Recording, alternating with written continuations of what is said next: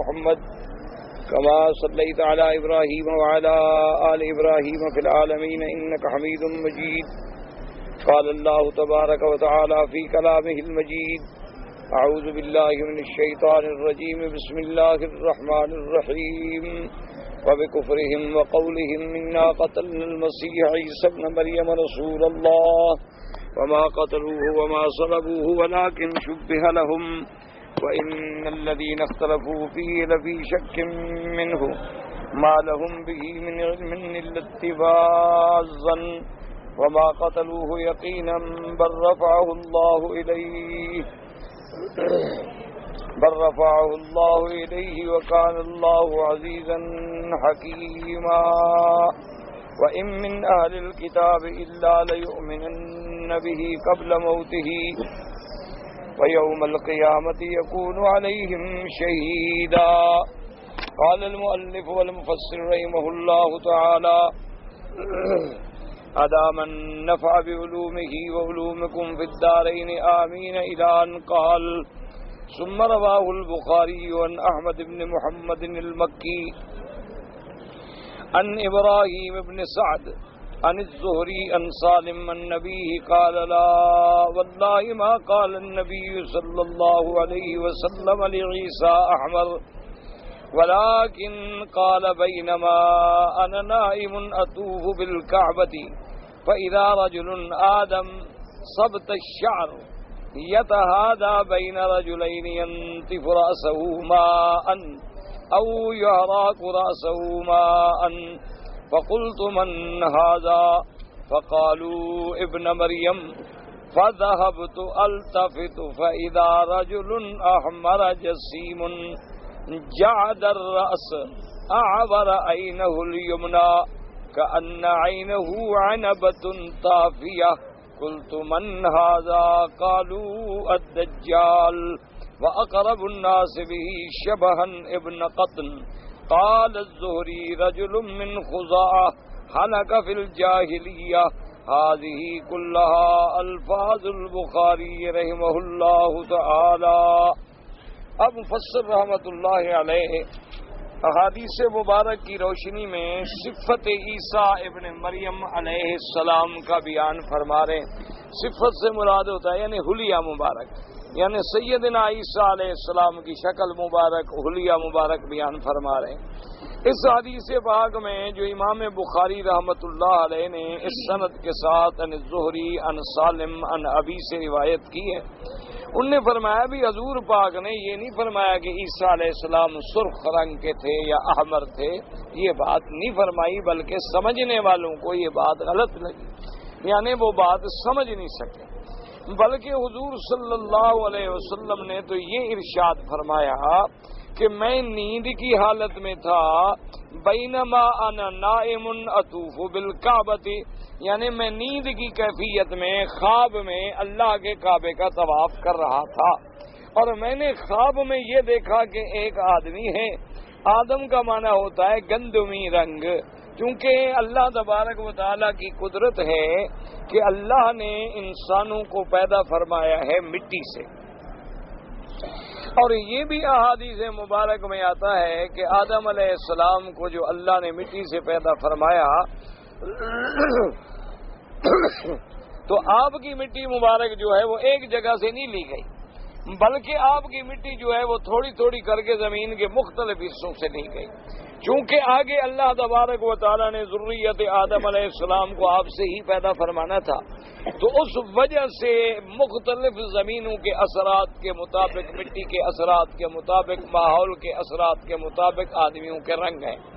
اب آپ دیکھیں کہ جن ملکوں میں شدید گرمی پڑتی ہے اور پورا موسم جو ہے گرم رہتا ہے، وہاں کے لوگ بالکل سیاہ ہوتے ہیں. آپ نے افریقہ کے لوگ دیکھے ہیں ماشاءاللہ، جتنے افریقی ممالک ہیں وہ سب کے سب بالکل کالا رنگ ہوتا ہے، کیونکہ وہاں بے انتہا شدت کی گرمی ہوتی ہے. اچھا، اسی طرح آپ دیکھیں کہ جتنے ملک بالکل ٹھنڈے ہیں، یعنی کبھی گرمی پڑتی ہی نہیں، اگر گرمی پڑتی ہے تو اس کا مطلب یہ ہے کہ ہمارے لیے وہ بھی ٹھنڈی ہوتی ہے، ان کے حساب سے تو کچھ ہوتی ہے، موسم کچھ کم ٹھنڈا ہو گیا، لیکن ہم لوگ تو اس زمانے میں بھی وہاں گرم کپڑے پہنتے ہیں، تو وہ لوگ ہمیشہ گورے ہوں گے اور بالکل سفید رنگ ہوں گے۔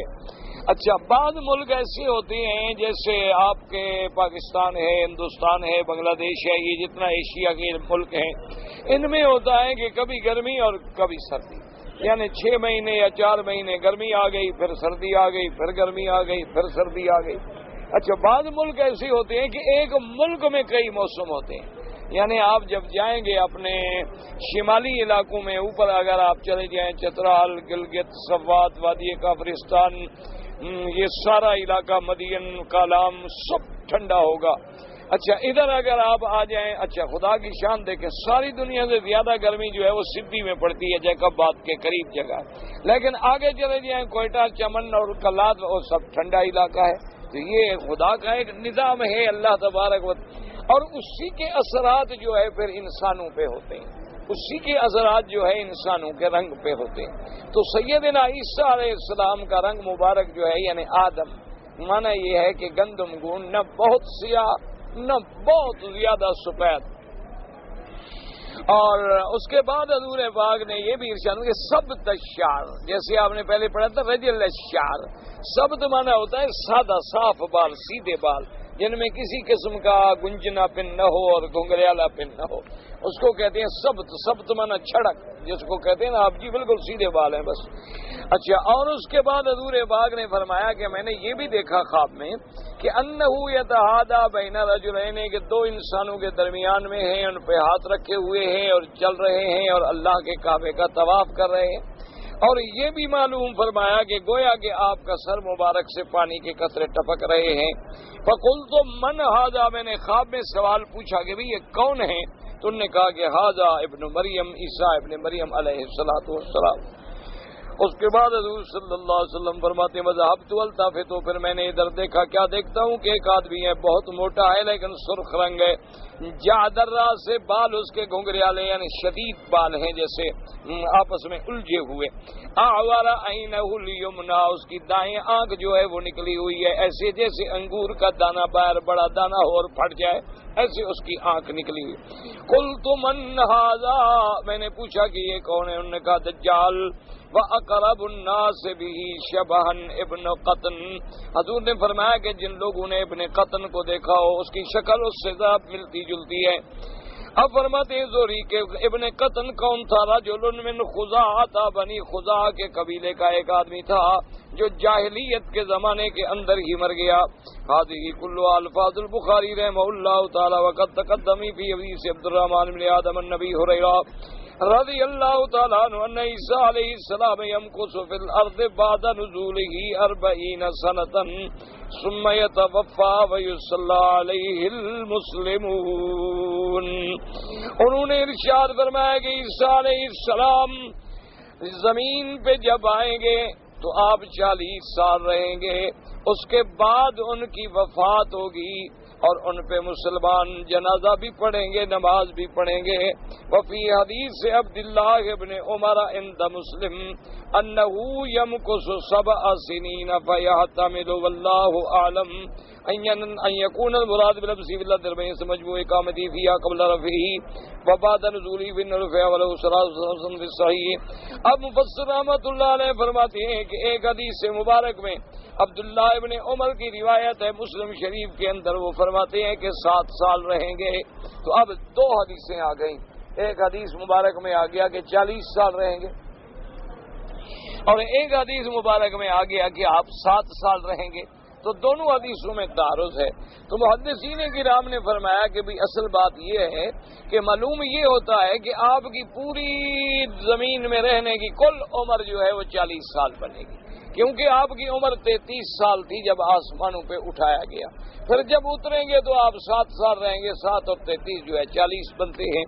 تو لہٰذا انہوں نے کہا کہ شاید جمع بین الحدیثین کے لیے، کیونکہ یہ قاعدہ ہوتا ہے، اصول ہوتا ہے کہ جب احادیث مبارک آئیں تو ان کو دیکھا جاتا ہے کہ ان میں کوئی تعارض تو نہیں، اگر 2 حدیثوں میں تعارض ہو تو پھر محدثین کرام رفع تعارض کے لیے کوشش کرتے ہیں کہ تعارض اٹھ جائے، یا پھر یہ دیکھا جاتا ہے کہ بھی ایک حکم پہلے تھا اور ایک حکم بعد میں آ گیا۔ اب جیسے دیکھیں کہ حضرت عبداللہ ابن مسعود رضی اللہ تعالی عنہ فرماتے ہیں کہ میں باہر سفر پہ گیا، جب میں واپس آیا تو حضور صلی اللہ علیہ وسلم نماز پڑھ رہے تھے، تو میں نے آ کے سلام کیا، حضور پاک نے جواب نہ دیا، تو میں نے سلام دوبارہ کیا، پھر بھی جواب نہ دیا، تو میں پھر چلا گیا واپس، اور میں دل میں گھبرا گیا کہ شاید آقا ناراض ہیں کہ میں نے سلام کیا اور حضور نے جواب نہیں دیا۔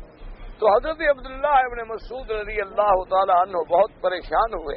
حضور پاک صلی اللہ علیہ وسلم جب نماز سے فارغ ہوئے، آپ نے عبداللہ ابن مسعود رضی اللہ تعالی عنہ کو طلب فرمایا، اور آپ نے فرمایا کہ میں ناراض نہیں، بلکہ پہلے جواب دینے کا نماز میں اجازت تھی، اب اللہ نے منع فرما دیا ہے کہ آدمی نماز میں ہو تو سلام کا جواب نہ دے۔ تو اب دیکھیں پہلے حدیثوں میں یہ ہے کہ اگر نماز میں کوئی ہو اور کسی نے کہا السلام علیکم تو وہ کہہ سکتا تھا وعلیکم السلام، لیکن دوسرا حکم آ گیا کہ حالت صلاۃ میں سلام کا جواب دینا جائز نہیں۔ تو اب محدثین پھر دونوں حدیثوں کو جمع کریں گے کہ ایک حدیث پہلے ہے ایک بعد میں ہے، تو لہذا بعد والا حکم جو ہے وہ پہلے حکم کا ناسخ ہو گیا، یعنی پہلا حکم جو ہے منسوخ ہو گیا اور دوسرا حکم جو ہے ناسخ ہو گیا، تو دونوں حدیثوں پہ عمل ہو گیا۔ اسی طرح مثلا ایک حدیث مبارک میں آتا ہے کہ بالکل صحیح حدیث مبارک ہے، اس میں ارشاد ہے کہ الماء من الماء، کہ آدمی پہ غسل کب واجب ہوتا ہے؟ جب پانی نکلے، یعنی جب اخراج منی ہو جائے تو پھر غسل ہوگا۔ ایک آدمی کو خیال رہا شہوت آئی سب کچھ ہے لیکن پانی نہیں نکلا تو غسل نہیں ہوگا۔ اچھا پہلے تو یہ اس حدیث کے مطابق تو بہرحال یعنی مفہوم یہ بھی تھا کہ اگر میاں بیوی ملے ہیں لیٹے ہیں بلکہ جماع بھی کیا لیکن پانی نہیں نکلا تو پھر بھی غسل نہیں ہوگا، کیونکہ الماء من الماء، غسل تو تب ہے جب پانی ہی نکلے۔ اچھا اب بعد میں ایک حدیث مبارک آ گئی جس میں حضور پاک صلی اللہ علیہ وسلم نے فرمایا اذا التقى الختان بالختان فقد وجب الغسل او كما قال، حضور نے فرمایا کہ جب دونوں کی شرم گاہیں مل جائیں، یعنی میاں اور بیوی کی شرم گاہ مل گئی اور حشفہ جو ہے غائب ہو گیا تو اب غسل واجب ہو گیا، چاہے پانی نکلے یا پانی نہ نکلے۔ تو اب دوسری حدیث مبارک یہ آ گئی، تو محدثین کرام نے ان دونوں حدیثوں کو جمع فرمایا کہ بھئی پہلی حدیث جو تھی کہ جب تک پانی نہ نکلے غسل واجب نہیں، دوسری حدیث مبارک ہے کہ نہیں، جب میاں بیوی ملے ہیں اور اس کا سر غائب ہو گیا تو بس غسل واجب ہو گیا، چاہے پانی نکلے یا نہ نکلے، لہذا یہ پہلی حدیث کا ناقص، پہلی حدیث جو ہے منسوخ ہو گئی، یہ حدیث مبارک جو ہے ناسخ ہو گئی۔ تو محدثین کرام نے دونوں حدیثوں کو جمع اس طرح کیا۔ اچھا امام ابو حنیفہ رحمۃ اللہ علیہ نے کہا کہ کوئی حدیث منسوخ نہیں ہے، دونوں حدیثیں اپنے مقام پر ہیں اور دونوں حدیثوں پہ عمل کیا جائے۔ انہوں نے فرمایا جو حدیث ہے نا، آپ نے فرمایا کہ الماء من الماء، کہ غسل تب ہے جب پانی نکلے، انہوں نے کہا اس کا تعلق ہے انسان کی نیند سے، یہ مسئلہ ہے احتلام کا، کہ ایک انسان نے رات کو سو گیا لیکن خواب دیکھا کہ میں عورت سے جماع کر رہا ہوں، یہ کر رہا ہوں، لیکن صبح کوئی پانی نہیں، کچھ نہیں، کوئی اثر نہیں، تو غسل نہیں، کیونکہ جب تک پانی نہ نکلے غسل نہیں ہوگا۔ اچھا ایک آدمی رات کو سو گیا، اس کو خواب شاب بھی کوئی یاد نہیں، لیکن جب صبح کو اٹھا تو سارے کپڑے خراب ہیں، منی کے اثرات پائے گئے، تو غسل کرنا پڑے گا، کیونکہ الماء من الماء۔ اور فرمایا دوسری حدیث جو ہے اذا التقى الختان بالختان، وہ نیند سے تعلق نہیں رکھتی، وہ جاگتے میں ہے، کہ میاں بیوی اکٹھے لیٹے تھے، ان نے ارادہ بھی کیا جماع کا اور دونوں کا جسم ملا بھی اور اشفا بھی غائب ہوا، صرف ملنے سے غسل نہیں ہوگا۔ مراد یہ ہے کہ اذا التقى الختان بالختان، ختان کہتے ہیں وہ جگہ جہاں ختنہ کیا جاتا ہے، کیونکہ مردوں کا بھی ختنہ کیا جاتا ہے ذکر کے راس پہ، اسی طرح عورت کا بھی ختنہ کیا جاتا ہے، تو وہ دونوں جو ہیں محل ختان ہیں، تو وہ جب تک ایک دوسرے سے نہیں ملیں گے غسل، انہوں نے کہا یہ جاگنے میں ہے وہ نیند میں ہے، اور دونوں حدیثیں اپنی جگہ موجود ہیں اور دونوں حدیثوں پہ عمل ہوگا، تو لہذا دونوں حدیثیں جمع ہو گئی۔ تو جن کو اللہ تبارک و تعالی نے ذوق حدیث دیا ہے، جن کو حضور پاک سرکار دو عالم کی محبت نصیب ہے صلی اللہ علیہ وسلم، تو محدثین کرام فقہائے عظام وہ تو کوشش کرتے ہیں نا کہ حضور کی زبان مبارک سے جو بھی لفظ نکلا ہے بس حکمت ہے، کوئی نہ کوئی اس میں فرمان میں حکمت ضرور ہے، تو لہذا اس کی ہمیشہ کوشش کرتے ہیں کہ دونوں حدیثوں پہ عمل ہو جائے، اور اگر بالکل ایک حدیث کا حکم ختم ہو گیا تو وہ منسوخ ہو گئی اور دوسری حدیث جو ہے وہ ناسخ ہو گئی. اسی طرح کئی احادیث مبارک ہیں حضور پاک صلی اللہ علیہ وعلا آلہ و اصحابہ وسلم تسلیما کثیرا کثیرا کی کئی احادیث مبارکہ. اچھا اللہ کے قرآن میں بھی آیات مبارکہ ہے. سب سے پہلا نسخ جو آیا وہ قبلے کے بارے میں ہے. فَوَلِّ وَجْهَكَ شَطْرَ الْمَسْجِدِ الْحَرَامِ کہ پہلے جب نماز تھی تو مسجد اقصی کی طرف تھی تو اللہ نے اس حکم کو منسوخ کر دیا اور یہ آیت مبارک اتری کہ اب جو رخ ہے مسجد الحرام کی طرف ہوگا. تو قرآن پاک میں بھی نسخ کا حکم موجود ہے. اچھا اسی طرح پہلی سورت مبارک جو ہے یا ایھا المزمل قم اللیل الا قلیلا نصفہ او انقص منہ قلیلا او زد علیہ ورتل القرآن ترتیلا. تو پہلے اتنا حکم تھا کہ میرے مدنی صلی اللہ علیہ وسلم 2 حصے رات کے عبادت کرو اور 1 حصہ آرام. بعد میں آیا کہ اچھا ایسا کریں کہ آدھا رات آرام اور آدھا رات عبادت. بعد میں حکم آیا کہ 2 حصے رات کے عبادت اور 1 حصہ آرام. اب جو آدمی تمرین ہوتی گئی دین جمتا گیا لوگ دین کے ساتھ ماشاءاللہ وابستہ ہوتے گئے اسلام میں ترقی آتی گئی اب کام بڑھتے چلے گئے تو اللہ نے پھر رعایت کر دی. فرمایا فَقْرَؤُوا مَا تَيَسَّرَ مِنَ الْقُرْآنِ عَلِمَ أَنْ سَيَكُونُ مِنْكُمْ مَرْضَىٰ وَآخَرُونَ يَضْرِبُونَ فِي الْأَرْضِ يَبْتَغُونَ مِنْ فَضْلِ اللَّهِ وَآخَرُونَ يُقَاتِلُونَ فِي سَبِيلِ اللَّهِ فَقْرَؤُوا مَا تَيَسَّرَ مِنْهُ. اللہ نے فرمایا میرے مدنی پاک صلی اللہ علیہ وسلم ہم نے آپ کی امت پہ رعایت کر دی ہے کیونکہ آپ کی امت کو اب جہاد بھی کرنا ہے آپ کی امت کو تجارت بھی کرنی ہے مزدوری بھی کرنی ہے محنت بھی کرنی ہے کام بھی کرنے ہیں. تو آدھی رات کون جاگے گا تہجد. تو لہذا جتنا اللہ توفیق دے پڑھ لے جتنا اللہ توفیق عطا فرما دے کہ بس آخر رات میں تھوڑا سا تہجد پڑھ لے تو سبحان اللہ وہ تہجد والوں میں شمار ہو جائے. اسی لیے علماء کرام نے لکھا ہے کہ تہجد کے لیے کوئی بات مشکل نہیں ہے. دعا کریں اللہ ہم سب کو نصیب کرے. اللہ ہمارے اولادوں کو ہر مسلمان کی اولادوں کو نصیب فرمائے. یہ بڑی عجیب عبادت ہے رات کی. دعا کرو کہ اللہ نصیب فرما دے. بس یہ اس کا پتہ انہی کو ہے جو اس لذت سے مستفید ہوتے ہیں. یہ رات کی عبادت جو ہے نا جی خاص طور پہ رات کے آخری حصے بالکل. تو علماء نے لکھا ہے اس کا بڑا آسان حل ہے. انہوں نے کہا کہ بڑا آسان حل ہے کوئی مشکل بات نہیں. آج کل دیکھیں نا جی تقریباً صبح 4:10 یا 4:12 پہ اذان ہوتی ہے فجر. اچھا اگر آپ نے نماز پڑھنی ہے انشاءاللہ اللہ نصیب کرے تو یعنی کم سے کم 4 بجے اٹھیں گے تو 4:12 پہ نماز پڑھیں گے نا. اگر 4 بجے اٹھیں گے نہیں تو کیا جماعت. تو جس بندے نے فجر کی نماز پڑھنی ہے لازمی بات ہے کہ 4 بجے یا 4 سے 5 منٹ پہلے اٹھے گا حمام جائے گا وضو کرے گا تیار ہوگا اذان ہوگی مسجد آ گیا. اچھا اگر آپ اس سے 10 منٹ 15 منٹ پہلے اٹھ جائیں تو کوئی مشکل نہیں ہے کہ آپ جناب صرف 15 منٹ یہ نہیں کہ آپ گھنٹے لگا دیں 2 گھنٹے آپ آرام کریں. آرام 4:45 بجے کا الارم لگا لیں اٹھے 5 منٹ میں فارغ ہوئے وضو کیا تیار ہو کے جناب 4 رکعتیں پڑھ لی اور اتنے میں اذان ہو گئی نماز پہ آ گئے. تو تہجد بھی نصیب ہو گئی اور ہوئی بھی آخری رات کے حصے میں جو سب سے افضل رات کا حصہ ہے. تہجد والے بھی بن گئے اور آپ کو 15 منٹ جاگنا پڑا پہلے یعنی کوئی زیادہ پہاڑ بھی نہیں ہے. اور یہ رات کی تہجد جو ہے نا جی اس کے بڑے برکات ہیں اور یہ خالص گھڑی ہے رحمت کے مانگنے کی کہ اپنے اللہ سے جو مانگنا ہے مانگو. اس وقت بندہ لوگوں سے آنکھوں سے چھپا ہوتا ہے اپنے گھر میں ہے کوئی دیکھ نہیں رہا نہ ریا ہے نہ شہرت ہے نہ سماعت ہے نہ دکھلاوا ہے یا بندہ ہے یا بندے کا رب ہے اور کوئی نہیں ہوتا دیکھنے والا. اس وقت جب آدمی اللہ سے رو کے مانگتا ہے نا جی تو وہ دعائیں پھر کبھی خالی نہیں جاتی. لیکن بس یہ نصیب والوں کو ہوتی ہے نصیب. اچھا خدا کی قدرت ہے شیطان نیند بھی اسی وقت غلبہ کرتی ہے. پہلے آدمی کو نیند نہیں آئے گی اسی وقت شیطان آتا ہے باقاعدہ حدیث میں آتا ہے آ کے سلاتا ہے اپنے یاروں کو کہتا ہے سو جاؤ ابھی بڑی دیر ہے یار ابھی اٹھ کے نماز پڑھ لینا. اچھا اور ہے بڑا بدبخت جب اچھی طرح سلا دیتا ہے نماز سے وہ رہ جاتا ہے تو کان میں پیشاب کر کے چلے جاتا ہے. کہتے ہیں تم اسی لائق ہو کہ تم بے نمازی ہو جب تم خدا کو چھوڑ چکے ہو تو تمہارے نصیب میں اب شیطان نہیں بلکہ شیطان کا بھی پیشاب ہے. تم اس لائق ہو کہ تم پہ تھوکنے کی ضرورت نہیں پیشاب کرنے کی ضرورت ہے. یعنی جو بے نمازی ہے وہ ایسا نہیں کہ اس کو تھوکا جائے، بلکہ وہ اس قابل ہے کہ اس پہ شیطان پیشاب کرے۔ تو اللہ تبارک و تعالی سے دعا کریں کہ اللہ ہمارے حال پہ رحم فرمائیں، اور خصوصی دعا کرو نئی نسل کے لیے، بچوں کے لیے دعا کرو۔ ہر مسلمان ایک دوسرے کے بچوں کے لیے دعا کرے۔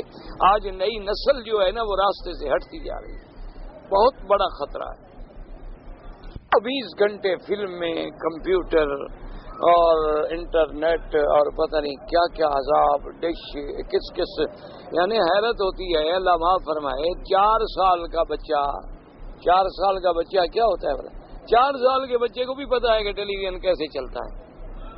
اچھا ویسے میں نیک نہیں بنتا، آپ کہیں کہ میں پیر بن رہا ہوں یا بزرگ بن رہا ہوں، میں تو بالکل گندا اور گناہ گار آدمی ہوں، یعنی مجھے ابھی تک اچھی طرح چلانا نہیں آتا۔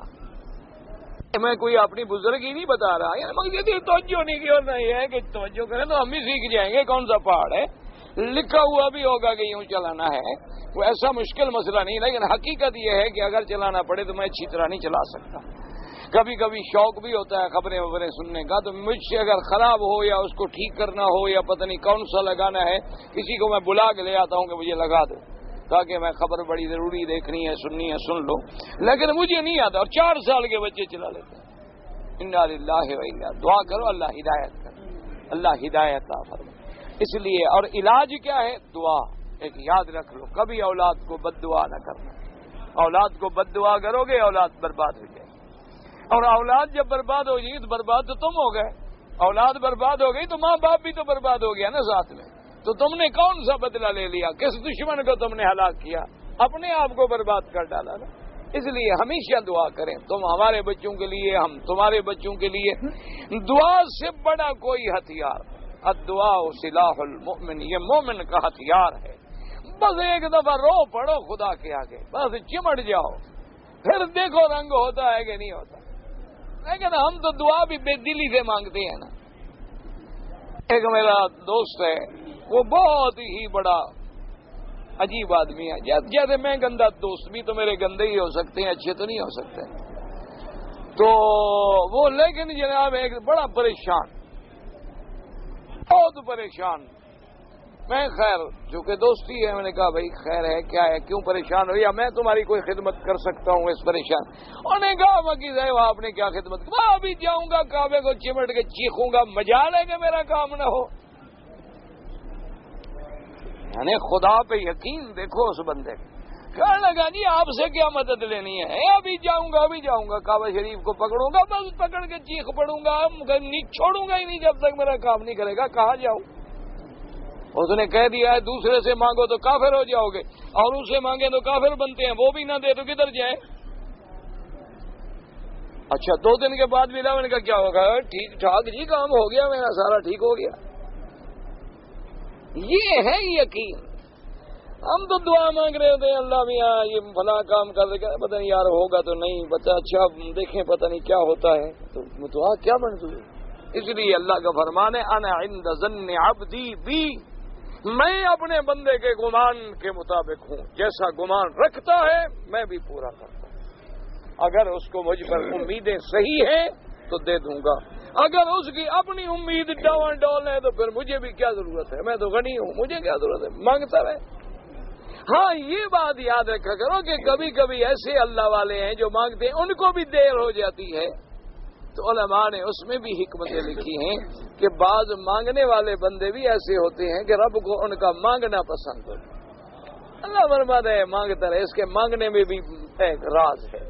تو اس لیے انبیاء بھی مدتیں مانگتے رہے، اور دیر لگ گئی اور دیر سے جا کے پوری ہو گئی۔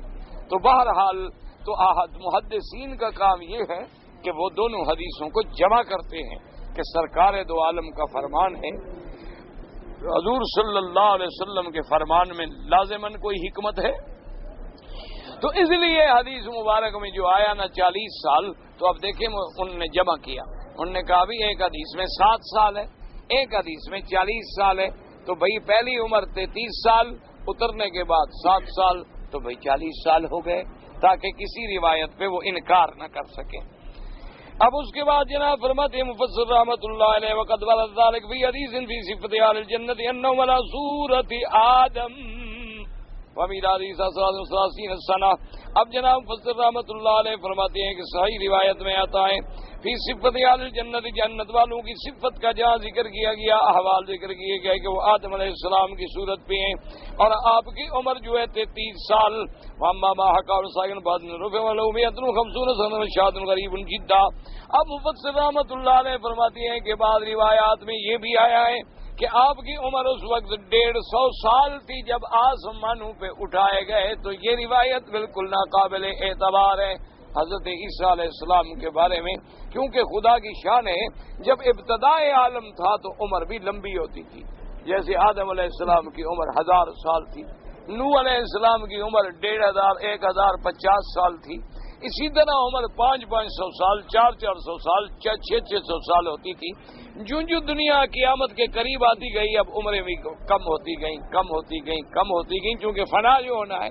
حضور نے فرمایا میری امت کی عمر جو ہے تقریباً اکثر وہ 60 اور 70 کے درمیان ہے، یعنی اکثر جو ہے یہی ہوگا 65 سال 70 سال، کوئی 100 پہ بھی چلا گیا، کوئی 100 سے بھی بڑھ گیا، لیکن اکثر عمر جو ہے وہ تقریباً یہی ہوتی ہے. وہ میرے ایک دوست ہے ماشاءاللہ، انہوں نے ایک دن بڑی اچھی بات کی. میں نے ان سے پوچھا، میں نے کہا بھائی تمہاری عمر کتنی ہوگی؟ انہوں نے کہا جی اب تو جھونگے میں زندہ ہیں. تو عالم آدمی تھے، انہوں نے کہا میں سمجھ گیا. میں نے کہا یعنی مقصد ہے کہ 60 سے گزر گئے. تو کہنے لگے ابھی جو حضور نے فرمایا نا کہ 60-70 کے درمیان ہے، حضور کے فرمانے والی عمر تو ہو گئی پوری. ابا کی تو اللہ میاں کی طرف سے خیرات ہے، جی رہے دیکھیں پتہ نہیں کب تک رہتے ہیں، دیکھیں کب تک زندگی رہتی ہے، بچتی ہے، کب آئے گی. تو اس لیے اکثر عمر جو ہے، کیونکہ جو دنیا فنا کے قریب آئے گی تو عمریں گھٹتی چلی جائیں گی، عمر جو ہے وہ قریب ہوتی چلی جائے گی. وذكر الحافظ ابو القاسم ابن الصاغر في ترجمة عيسى ابن مريم من تاريخ انباء السلف انه يدفن مع النبي صلى الله عليه وسلم في حجرته فالله اعلم. اب کہتے ہیں کہ حافظ ابو القاسم ابن الصاغر نے لکھا ہے کہ عیسیٰ ابن مریم جو ہیں ان نے اپنی تاریخ ابن الصاغر میں لکھا ہے کہ بعد السلف سے یہ بھی موجود ہے روایت میں کہ انه يدفن مع النبي صلی اللہ علیہ وسلم في حجرته، کہ حضرت عیسیٰ علیہ السلام کو جب وفات ہوگی تو وہ بھی دفن ہوں گے اس حجرہ مبارک میں، یعنی حضور کے روضہ مبارک میں علیہم الصلاۃ والتسلیم. وقوله تعالی ويوم القيامة يكون عليهم شهيدا. قال قتادة يشهد عليهم انه قد بلغهم الرسالة من الله وقر بعبودية الله عز وجل. وهذا كقوله تبارك وتعالى في آخر سورة الواحدة إذ قال الله يا عيسى ابن مريم أأنت قلت للناس اتخذوني وأمي إلهين من دون الله إلى قوله الذي ذي الحكيم. اور اللہ نے فرمایا کہ قیامت والے دن وہ ان پہ گواہ ہوں گے. کیا معنی؟ وہ گواہی دیں گے کہ انه قد بلغهم الرسالہ، کہ اللہ کا پیغام میں نے پہنچا دیا. میں نے اپنی عبودیت کا بھی اقرار کریں گے کہ میں اللہ کا بندہ ہوں، عبداللہ ہوں، اللہ کا بھیجا ہوا رسول ہوں. جیسے کہ قرآن پاک میں آتا ہے کہ جب قیامت میں اللہ فرمائے گے اذ قال اللہ یا عیسی ابن مریم انت قلت للناس اتخذونی وأمی الہین من دون اللہ، کیا تم نے لوگوں سے کہا تھا کہ مجھے اور میری اماں کو بھی الہ سمجھو؟ حضرت عیسیٰ ابن مریم کہیں گے سبحانک ما یکون لی ان اقول ما لیس لی بحق، پاک ہے تیری ذات میں وہ بات کیسے کروں جو مجھے زیبا نہیں ہے. آپ پہلے پڑھ چکے ہیں. فبظلم من الذین ہادوا حرمنا علیہم طیبات احلت لهم وبصدهم عن سبیل اللہ کثیرا وأخذهم الربا وقد نهوا عنه وأكلهم أموال الناس بالباطل وأعتدنا للكافرين منهم عذابا أليما. لكن الراسخون في العلم منهم والمؤمنون يؤمنون بما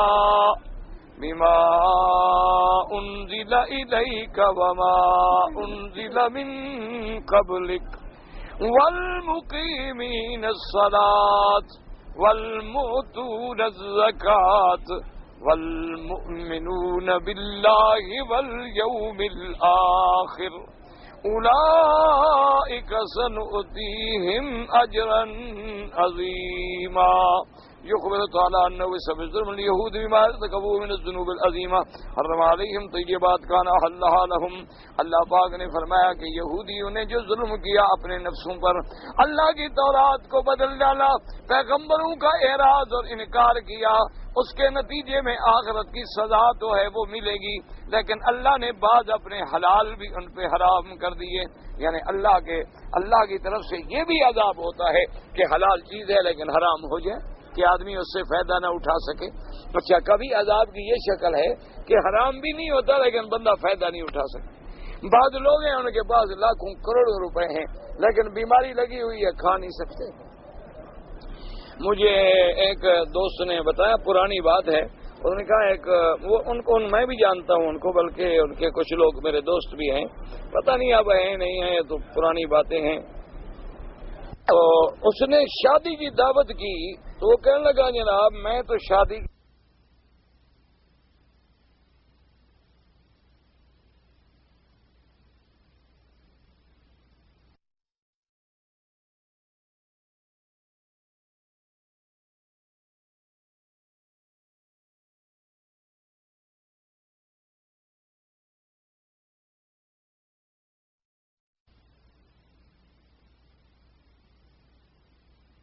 کو دعوت تھی اور کوئی ایسی دنیا کی نعمت کا تصور نہیں کیا جا سکتا جو شادی میں نہیں تھی. اتنا بڑا انتظام تھا، جو بہت بڑے آدمی ہیں.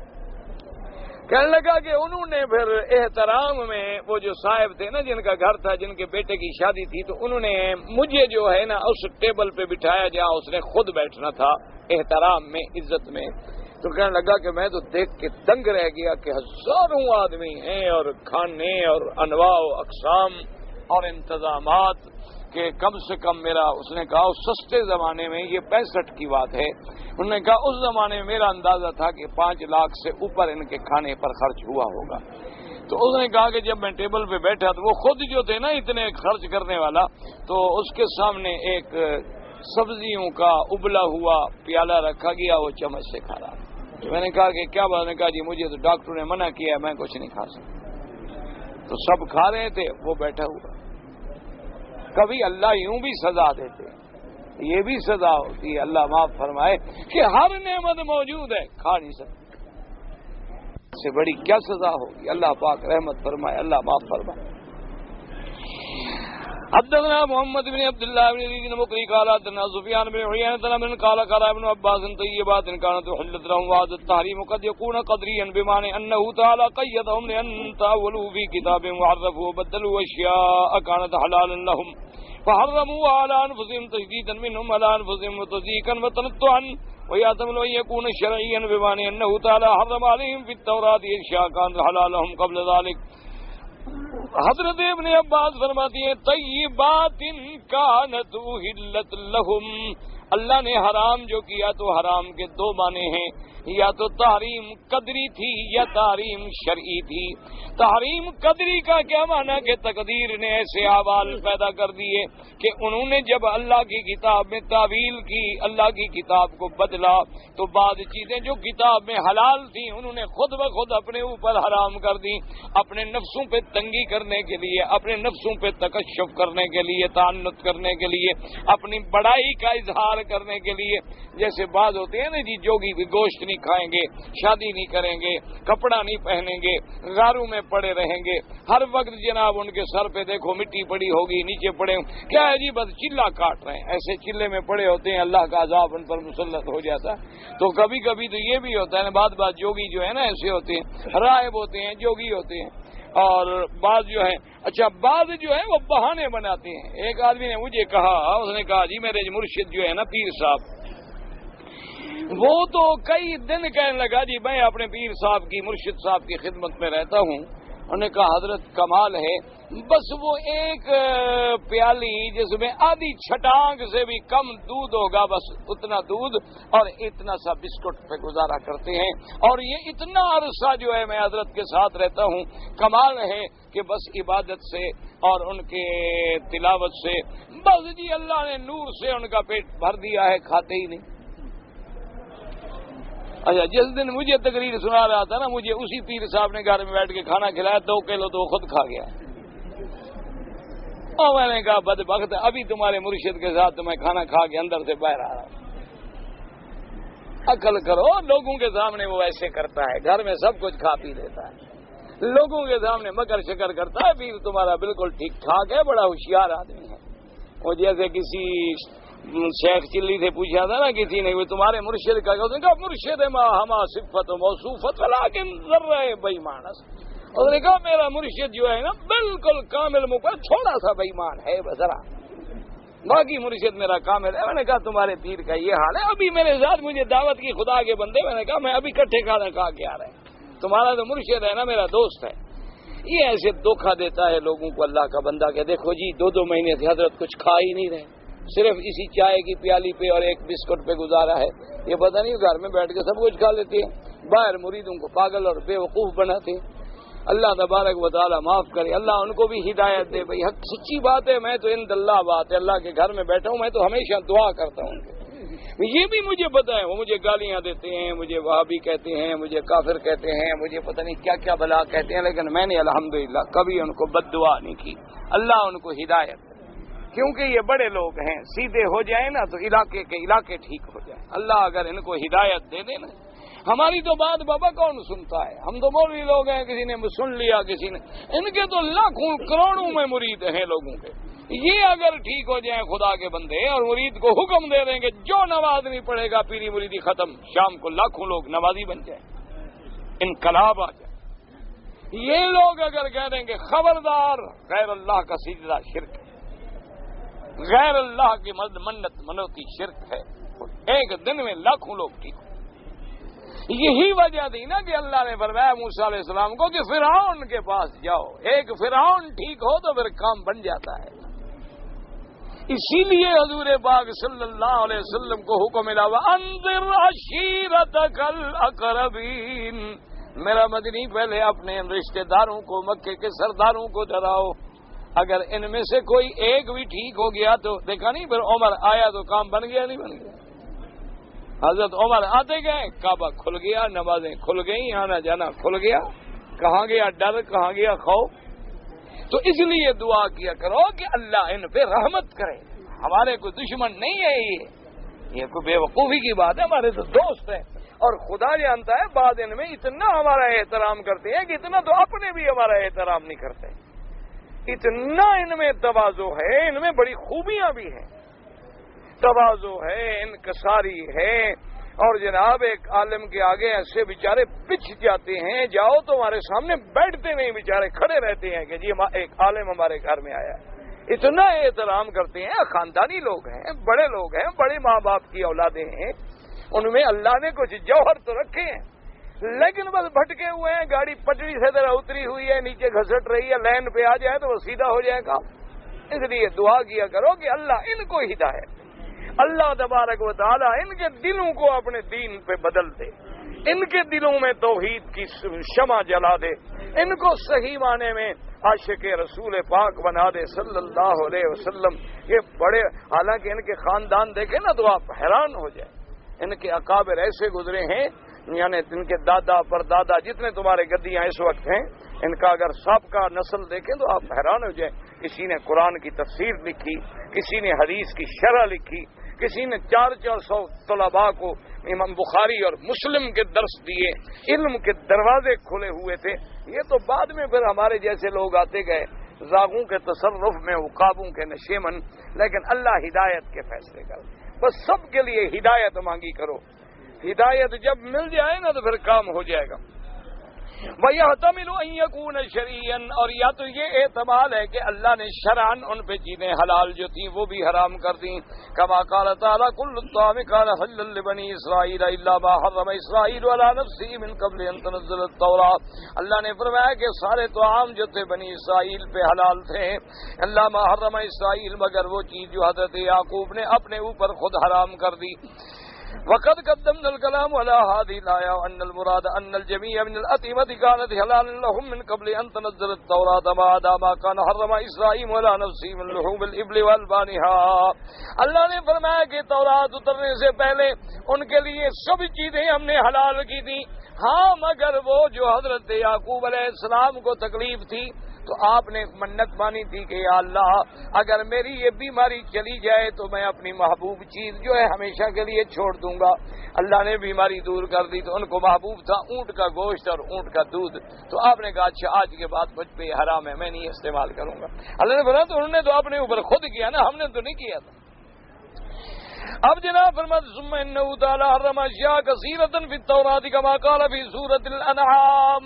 یہ تورات سے پہلے جب تورات وعلی الذین ہادوا حرمنا کل ذی ظفر ومن البقر والغنم حرمنا علیہم شحومہما الا ما حمل ظہورہما او الحوایا او ما اختلط بعظم ذالک جزیناہم ببغیہم وإنا لصادقون. اللہ نے فرمایا کہ ہم نے یہودیوں پہ حرام کر دی ہر وہ چیز ظفر جس کے ناخن والی چیزیں جو تھیں. اسی طرح ہم نے گائے اور بکری میں سے ان کے لیے ان کی چربی جو تھی وہ بھی حرام کر دی, مگر وہ چربیاں جو گوشت سے لگی ہیں یا آنتوں سے چمٹی ہوئی ہیں یا ہڈی میں جڑی ہوئی ہیں وہ تو حلال تھی, ورنہ باقی شام حرام.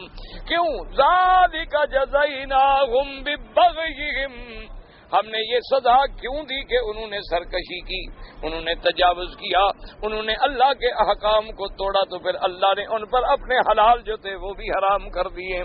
انما حرمنا علیہم ذلک لانہم یستحقون ذلک بسبب بغیہم وطغیانہم ومخالفتہم رسولہم واختلافہم علیہ. اللہ نے فرمایا ہم نے ان پہ حرام اس لیے کیا ہے کہ وہ مستحق تھے سزا کے, ان کی سرکشی کی وجہ سے, حد کے نکلنے کی وجہ سے, انبیاء کی مخالفت کی وجہ سے. اللہ کسی کو ایسے عذاب نہیں دیتے, یاد رکھو.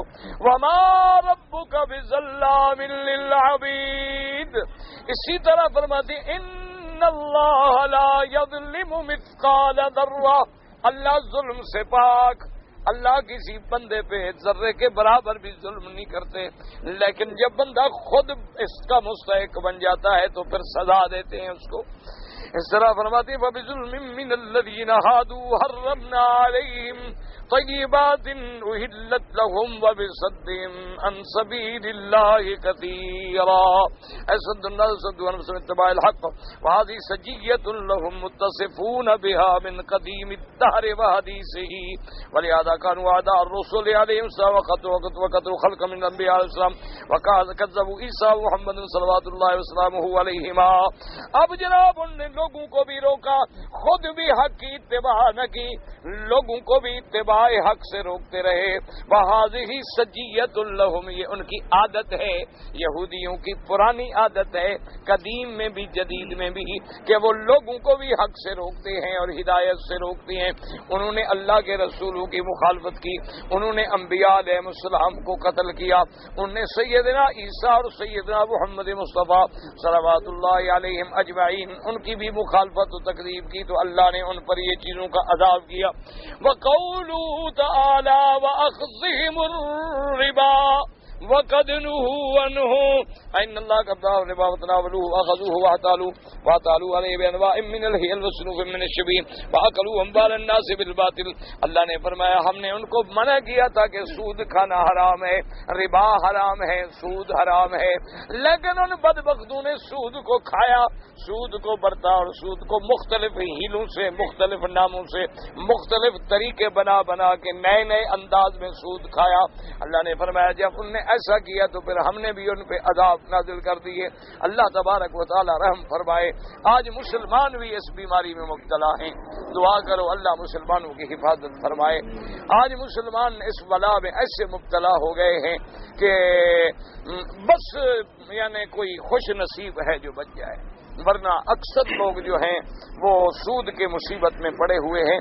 اب ہمارے ہاں تو یہ ہے نا جی, جیسے حضور پاک صلی اللہ علیہ وسلم کا فرمان ہے کہ میری امت پہ ایک وقت آئے گا, آپ نے فرمایا جو لوگ سود نہیں کھائیں گے لیکن دھواں ان کی ناک میں بھی داخل ہو جائے گا, یعنی جو سود سے بچیں گے لیکن اس کے باوجود یعنی جیسے آگ سے بچے آدمی لیکن دھواں آ جاتا ہے تو ان کو بھی تھوڑا بہت دھواں جو ہے وہ مل جائے گا. آپ نے دیکھا نہیں حج میں ماشاءاللہ ہر حاجی کے گلے میں ڈبہ ہوتا ہے, اوپر بینک کی طرف سے ہدیہ کیا ہوا, یہ حلال کے پیسوں کا ہے. انا للہ و انا الیہ راجعون. مفت کا مال ہے, حاجی کو کہو جناب مجال ہے, حاجی صاحب احرام کی چادر پھینک دے گا, ڈبہ نہیں پھینکے گا. حالانکہ اس کو پتا ہے کہ بینک نے دیا ہے، بینک کے پیسے حلال کے ہیں، یا بینک اتنا سخی ہو گیا ہے کہ 1 لاکھ ڈبہ مفت میں دے دے۔ یعنی اگر 5-10 روپے کا ایک ڈبہ ہو، مثال کے طور پر 1 لاکھ ڈبے میں 10 لاکھ روپیہ لگتا ہے، ایسا بینک سخی آپ نے دیکھا ہے جو خیرات کرے 10 لاکھ روپے؟ وہی تمہارے پیسوں کا سود ہوتا ہے۔ انہی سود میں سے کسی کے گلے میں ڈبہ، کسی کے گلے میں تھیلا ڈال دیتے ہیں، اور ان کا فائدہ یہ ہوتا ہے کہ اشتہار اگر نکالیں اخبار میں تو خرچ کرنا پڑے گا نا، ہر حاجی اشتہار بن گیا پھر رہا ہے۔ یعنی 2 گنا، ایک تو سودی حرام پیسے کا ڈبہ، اور دوسرا حرام کے کام کا اعلان کر رہا ہے ہر جگہ جہاں جا رہا ہے۔ وہ نام تو لوگ پڑھ رہے ہیں نا کہ فلاں بینک کا ڈبہ ہے، فلاں بینک کا ڈبہ ہے، فلاں بینک کا ڈبہ ہے، وہ تو دونوں طرف سے۔ یعنی اس نے 1 لاکھ حاجی کو اپنا ایجنٹ بنایا کہ پوری دنیا میں پھر کے میرا اعلان کرو، صرف 10 روپے کا ڈبہ گلے میں ڈال دیا، حاجی ہمارا خوش ہے، ماشاءاللہ جی سبحان اللہ، مفت میں ملا ہے مال، انا للہ و انا۔ اور ہے حج پہ عرفات میں پانی اسی میں پی رہا ہے، زمزم اسی میں پی رہا ہے، کیا فائدہ دے گا زمزم؟ تو دعا کریں اللہ ہدایت دے، اور کیا کر سکتے ہیں ہم تو۔ میں نے آپ کو عرض کہا نا، اب ہم تو رہ گئے دعاؤں کے برابر، اور تو گناہ کوئی سنتا ہے نہ کسی نے سننی ہے۔ وَأَعْتَدْنَا لِلْكَافِرِينَ مِنْهُمْ عَذَابًا أَلِيمًا۔ اللہ نے فرمایا یہ تو دنیا میں عذاب ہے، اصل ہم نے ان کے لیے بڑا دردناک عذاب تیار کر رکھا ہے۔ ثم قال تعالی لكن الراسخون في العلم منهم الثابتون في الدين لهم قدم راسخ في العلم النافع، لیکن جو ثابت ہیں دین پر پکے ہیں۔ وقد تقدم الكلام على ذلك في سورة آل عمران، مفسر فرماتا ہے پہلے آل عمران میں پڑھ چکے ہو۔ والمؤمنون والراسخين وخبر يوم ما انزل اليكم من قبلك انزل في عبد الله بن السلام والثعلبة بن سعد بن سعيد واسد بن عبيد دخلوا في الاسلام صدقوا ما صلى الله به محمد صلی اللہ علیہ وسلم۔ حضرت ابن عباس فرماتی ہے کہ آیت ان لوگوں کے حق میں ہے جو اہل کتاب میں سے ایمان لے آئے، جیسے حضرت عبداللہ ابن سلام، ثعلبہ، اسد بن سایہ، اسد بن عبید، اسلام میں داخل ہوئے، پکے اسلام پہ رہ گئے۔ قولہ تعالیٰ والمقیمین الصلاۃ قضاء فی جمیع مصائب ائمتہم وقضاء فی مصحف ابی بن کعب وذکر جریر فی مصحف المقیمون الصلاۃ۔ بعض روایات میں مقیمون الصلاۃ با کے ساتھ ہے، اور بعض روایات وصائب ہیں المقیمین الصلاۃ، نماز قائم صحیح قرات الجمیع رد اللہ منظام منظار من غلط الکتاب، اصل قرات صحیح جو ہے والمقیمین الصلاۃ ہے۔ ثم ذکر اختلاف الناس وقال بعضهم هو منصوب على المدح كما جاء في قوله تعالى والموفون بعهدهم اذا عاهدوا والصابرين في الباساء والضراء وحين الباس، قال وهذا صائغ في كلام العرب۔ مقیمین الصلاۃ جو ہے منصوب ہے، منصوب نصب کیسے؟ انہوں نے کہا نصب علی المدح ہے، جیسے آیا والصابرین فی الباساء۔ اسی طرح کلام عرب میں یہ بات جو ہے زیادہ معروف ہے ترکیب نحوی میں، لا یبدن قومی الذین هم اسد العداد وآفت الجذر النازلین بكل معترک والطیبون معاقد العذر۔ وقال آخر محمود نتلا قولی تعالی بما انزل الیکم من قبلک، بعد کا مقیمین مجرور ہے، اس کا عطف ہے بما انزل الیک وما انزل من قبلک، وكانوا يقولون بكامل الصلاة وجوب او کتابت علیہم او ان المراد مقیمین الصلاۃ الملائکہ، اللہ کی نمازیں قائم کرنے والے۔ وهذا اختیار ابن جریر، یؤمنون بما انزل الیک، وہ ایمان لاتے ہیں جو اتارا ہم نے آپ کی طرف، وما انزل من قبلک، جو آپ سے پہلے کتابیں اتری ان پر بھی ایمان ہے، ملائکہ کا یہاں ذکر نہیں۔ واللہ تعالی عالم والموتون الزکات یاتونکم زکات الاموال، کہ اپنے مال کی زکات نکالنے والے، موتون الزکات یا زکات نفس منا اپنے نفس کو پاک کرنے والے گناہوں سے، ویحتمل الامرین والمؤمنون باللہ والیوم الاخر، اللہ پہ ایمان لانے والے، آخرت پر ایمان لانے والے، یصدقون بانہ لا الہ الا اللہ ویؤمن بالبعث بعد الموت والجزاء للاعمال خیرها وشرها، وقوله تعالی اولئک سنؤتیہم اجرا عظیما۔ اولئک هو الخبر ما تقدم، سنؤتیہم اجرا عظیما، ان صحیح ایمان لانے والوں کو ہم دیں گے بہت بڑا اجر، اور وہ بہت بڑا اجر کیا ہے؟ جنت، جس کو جنت مل گئی پھر اس سے بڑے اجر کی اور کون سی بات ہے؟ اللہ سب کو جنت نصیب فرمائے۔ اگر کوئی آدمی فجر کی نماز کے بعد نماز قضا پڑھ سکتا ہے، عصر کے بعد بھی پڑھ سکتا ہے۔ زکوٰۃ جو ہے میرے بھائی، اگر آپ کے پاس سونا ہے یا چاندی ہے یا کچھ سونا ہے کچھ چاندی ہے، تو جب سارے پیسے 52.5 تولے چاندی کی قیمت کے مطابق بن جائیں، آج قیمت پوچھ لو کہ 1 تولے کی کیا قیمت ہے، 52.5 تولے کی کیا قیمت بنے گی؟ اگر اتنی پیسے تیرے پاس بچتے ہیں گھر کا خرچہ نکال کے ہر چیز کے بعد، تو اس پہ زکوٰۃ ہے 2.5%۔ اگر کسی نے قسم کھائی تھی کہ میں برا کام فلاں جو ہے نہیں کروں گا، لیکن اس نے قسم توڑ دی اور وہ پھر برے کام میں لگ گیا، پہلے تو توبہ کرے، استغفار کرے، برے کام کو فوراً چھوڑ دے، اور قسم توڑی ہے اس کا کفارہ بھی ادا کرے۔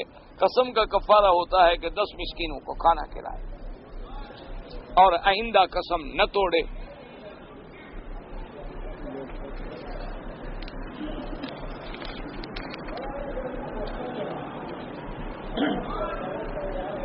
اگر کوئی شادی شدہ آدمی ہے، نعوذ باللہ، اس نے کسی دوسری عورت سے زنا کیا تو اس کا اپنا نکاح ٹوٹ جائے گا۔ نکاح تو نہیں ٹوٹ جائے گا، لیکن زنا بہت بڑا جرم ہے۔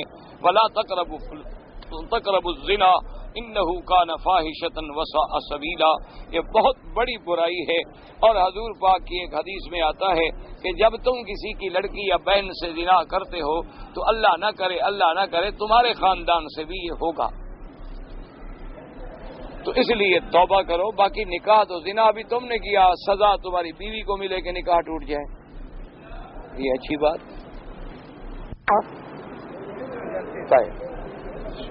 بیٹھ جاؤ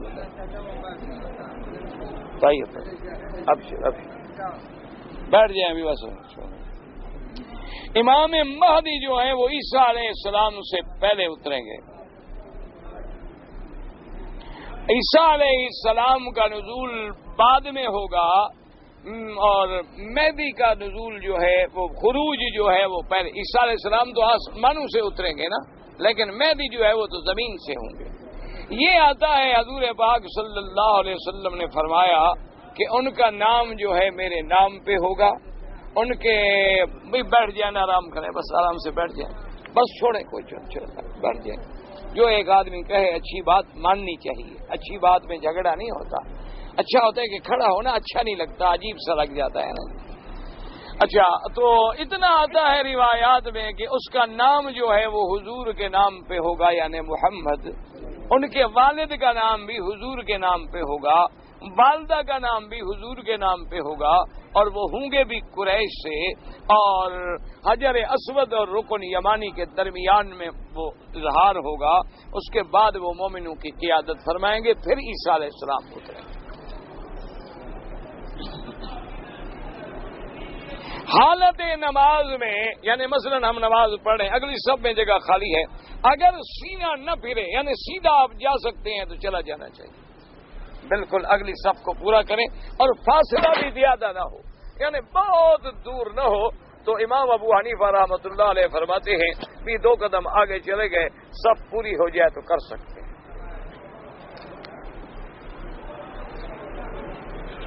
جو لوگوں کا عقیدہ امامت پر ہے وہ عقیدہ بالکل باطل ہے، بلکہ وہ اس میں اتنا تجاوز کرتے ہیں کہ ان کا عقیدہ ہے کہ 12 امام جو ہیں وہ معصوم ہیں، اور ان کا عقیدہ ہے کہ وہ امام جو ہیں عالم الغیب ہیں اور عالم ما کان و ما یکون ہیں۔ یہ عقیدہ رکھنا جو ہے کفر ہے۔ بسم اللہ کی وضاحت پتہ نہیں کیا وضاحت چاہیے آپ کو۔ بسم اللہ الرحمن الرحیم قرآن کی آیت ہے، سورتوں کی ابتدا میں لکھی جاتی ہے۔ حضور پاک کی حدیث ہے کہ جو اچھا کام ہو اس کو بسم اللہ سے ابتدا کرو۔ اگر کل امر ذی بال، کہ شان والا کوئی کام ہو اور بسم اللہ سے شروع نہ کیا جائے تو وہ کام جو ہے نعوذ باللہ اچھا نہیں ہوتا، برکت نہیں ہوتی۔ باقی وضاحت کا پتہ اللہ کو کہ آپ کیا چاہتے ہیں۔ طاغوت کے معنی ہیں شیطان، اور طاغوت کے معنی ہیں ما یعبد من دون اللہ، کہ اللہ کے سوا جن کی عبادت کی گئی، یعنی الہہ، بت، لات، عزا، منات، اصنام، لیکن جو اس عبادت پہ راضی ہوں۔ جو راضی نہیں ان کا تو قصور نہیں نا۔ لوگوں نے تو عیسیٰ علیہ السلام کی بھی عبادت کی، لوگوں نے تو عزیر علیہ السلام کی بھی عبادت کی ہے، لوگوں نے تو اولیاء اللہ کو بھی سجدے کیے ہیں، لیکن وہ تو راضی نہیں تھے نا اس بات پہ، ان کا کیا قصور ہے؟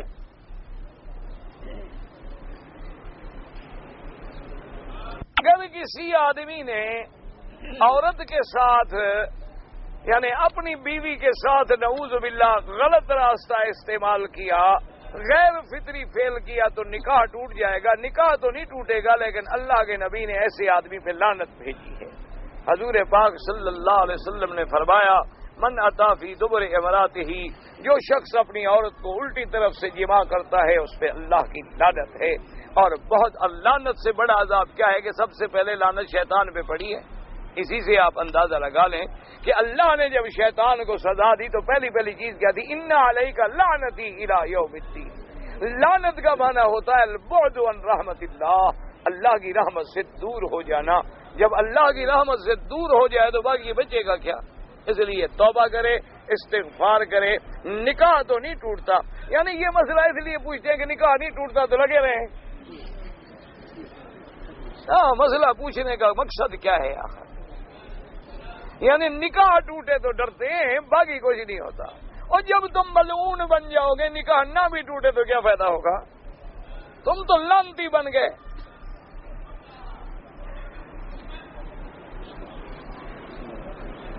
بچی کے ساتھ نکاح نہیں ہو سکتا. ثواب کے لیے حضور کی سنت میں اضافہ کیا جا سکتا ہے. مجھے نہیں پتا کہ سنت میں اضافے کا کیا مطلب ہے. مقصد 2 رکعت سنت ہے تو 4 پڑھیں تو وہ تو ٹھیک ہے، لیکن یہ تو نہیں کہ 4 رکعت کی اسی 4 رکعتوں کو 6 بنا دیں. اضافے کا کیا معنی؟ پہلے اضافے کی وضاحت لکھے نا کہ اضافہ کرنے سے آپ کا مقصد کیا ہے. یعنی ایک سنت مبارک پہ زیادہ عمل کرنا یا اس سنت کو بڑھاتے چلے جاؤ اپنی طرف سے، پھر تو بالکل خلاف شریعت ہے. حضرت عیسیٰ ابن مریم کی داڑھی مبارک ہوگی، بالکل کوئی اللہ نے نبی نہیں بھیجا جس کی داڑھی نہ ہو. یاد رکھ لو 1,24,000 پیغمبر میں کوئی نبی بغیر داڑھی کے نہیں. اسی طرح صحابہ رسول، تابعین، محدثین، اولیاء اللہ میں ایک بھی ولی نہیں گزرا جس کی داڑھی نہ ہو. سمجھ آ گئی؟ یاد رکھ لیں. جس کو تم اتنا غیر ضروری سمجھتے ہو نا، یہ اتنا ضروری مسئلہ ہے کہ 1,24,000 نبی میں ایک پیغمبر بھی ایسا نہیں. اور پھر حضور نے خاص طور پہ داڑھی کا ذکر فرمایا کہ حضرت ہارون کی داڑھی مبارک جو تھی وہ تو ناف تک تھی. حضور نے ذکر فرمایا کہ میرے ابا ابراہیم کی داڑھی مبارک جو تھی سینہ بھرا ہوا تھا. حضور صلی اللہ علیہ وسلم کی داڑھی مبارک کے بارے میں کہا یملا صدرہ، صحابہ نے تو داڑھی میں جو بال سفید ہوئے تھے 17 وہ بھی گن رکھے تھے کہ اتنے بال سفید ہوئے. یہ سنت انبیاء ہے، سنت المرسلین ہے. اور بار بار داڑھی منڈانا گناہ کبیرہ ہے اور آدمی فاسق ہو جاتا ہے. اس لیے فقہاء نے لکھا ہے کہ وہ امام نہیں بن سکتا، وہ اذان نہیں دے سکتا، ایسے آدمی کے پیچھے نماز نہیں ہوتی. اور ویسے بھی اللہ معاف کرے، ایک بات یاد رکھنا، اگر کسی کو داڑھی سے نفرت ہو جائے تو وہ کافر ہو جاتا. اگر کوئی داڑھی کو برا سمجھتا ہے وہ ایمان سے نکل جاتا ہے. اگر کوئی آدمی صبح صبح اٹھے اور دوست کہیں گے جی باہر چلو گے، یار نہیں چھوڑو یار، ذرا شیپ بڑا ہوا ہے، میں ذرا اچھا نہیں لگ رہا، صاف کر لوں، ایمان سے گیا. یہ چھوٹا موٹا جرم نہیں ہے جس کو تم نے انگریزوں کی شکل بنا رکھی ہے. یہ معمولی جرم نہیں، یہ بہت بڑا گناہ ہے. اللہ تبارک و تعالیٰ سے دعا کرو اللہ ہدایت کے فیصلے کرے. اگر ہم یہاں رہتے ہیں، یہاں محنت کرتے ہیں، لیکن زکوٰۃ اگر دوسرے ملک میں بھیجیں بالکل جائز ہے. جہاں زیادہ غربت ہے، آپ کے ملک میں زیادہ غریب ہیں، آپ ان کو زکوٰۃ بھیجیں. سب سے زیادہ تو اپنے قریبی رشتہ داروں کو بھیجیں، اپنے محلے کے دوستوں کو بھیجیں جن کو تم جانتے ہو کہ یہ مستحق ہے. یہاں تو کئی لوگ ہیں نا جو فقیروں کا رنگ بنائے ہوئے ہوتے ہیں لیکن ان کے پاس خود پیسہ ہوتا ہے. اس لیے سب سے زیادہ مستحق تمہارے اپنے ملک کے غریب ہیں.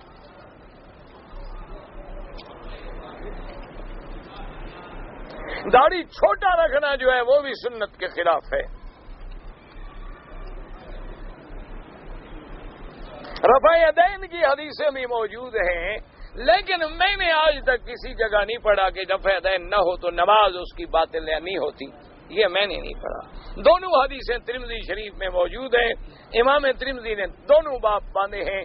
اللہ دونوں کی نمازیں قبول فرمائے اور اللہ تبارک و تعالی مسلمانوں کو ہدایت عطا فرمائے. اگر امام نماز پڑھ رہا ہے جہری تو امام ابو حنیفہ رحمۃ اللہ علیہ اور امام احمد ابن حنبل رحمۃ اللہ علیہ کے نزدیک مقتدی فاتحہ نہ پڑھے۔ امام احمد ابن حنبل فرماتے ہیں کہ اگر نماز جاری نہیں ہے یا تم اتنی دور ہو کہ امام کی قرات سنائی نہیں دیتی تو پھر پڑھ سکتے ہو۔